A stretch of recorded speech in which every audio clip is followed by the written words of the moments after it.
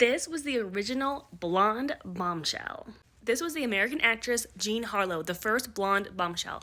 And if you were born on March 3rd, then you share a birthday with her. Welcome back to my series, Birthday Girl, where I cover one woman of history for every day of the year. She was born Harlene Carpenter in Kansas City in 1911. When she was still a teenager, her and her mother moved to Beverly Hills.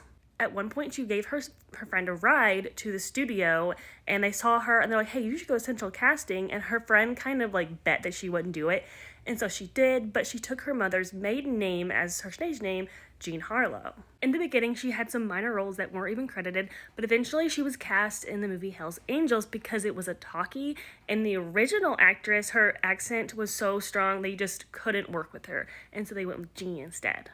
Jean was known for her platinum blonde hair, which she claimed was real, but in the reality, she was dyeing it in a really harsh way. She also starred in a film called Platinum Blonde, and this is how she became the first blonde bombshell. She had many similarities with other blonde bombshells after her time, like Jane Mansfield or Marilyn Monroe, one in that they all died pretty young.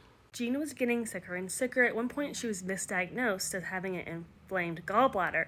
But when she didn't show up for set, her co-star Clark Gable went to her house and found that she was really swollen, and it was discovered that she had kidney failure. At this point, there was no way to really treat this, and so she died at the age of 26. Some will say that she died, or this was caused by her dyeing her hair blonde so harshly, but many think that it's linked to her having scarlet fever when she was still a teenager.